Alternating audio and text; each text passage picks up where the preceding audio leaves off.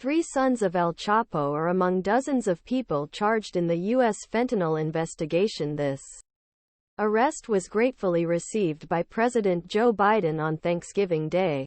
The ministry listed his nickname as El Nini.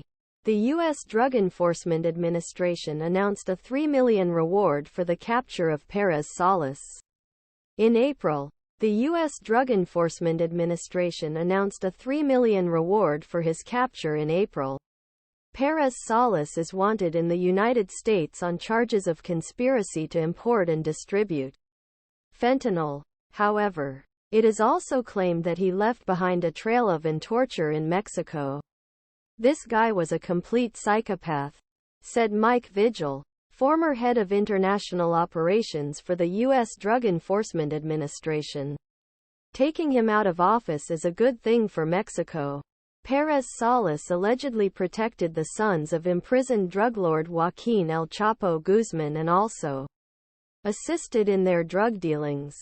The sons lead a faction cartel known as minor Chapos, or Chapitos, that has been identified as one of main exporters fentanyl, a deadly synthetic opioid, to U.S. market. Fentanyl is blamed for approximately 70,000 overdose deaths annually in the United States. Particularly violent group according to prosecutors for the Southern District of New York. Pérez Salas allegedly provided security for the Chapitos in Sinaloa state.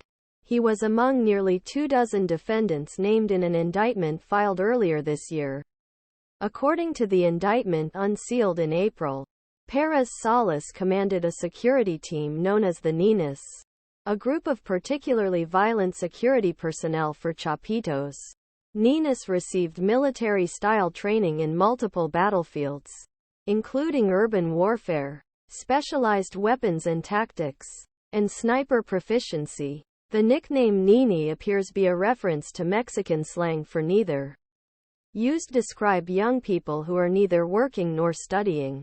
Pérez Salas allegedly participated in the torture of a Mexican federal agent in 2017. According to an indictment released before that date, others tortured the man for 2 hours, inserting a corkscrew into his muscles and removing it, putting cayenne pepper into his wounds. Year by U.S. Department of Justice. According to the indictment, the armed Ninis gang, led by Pérez Salas and Jorge Figueroa Benitez, committed horrific acts of violence. The Ninis were taking their captured rivals to the farms owned by the Chapitos to be executed. While most of these victims were shot, others were fed dead or alive tigers.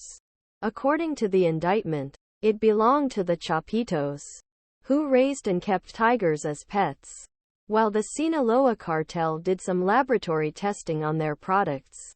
The Ninis conducted more grisly human tests on kidnapped rivals or addicts injected to overdose. In 2002, according to the indictment, 2 Ninis leaders experimented on a woman they were supposed to shoot and repeatedly injected her with lower potency fentanyl until she overdosed. In Pr.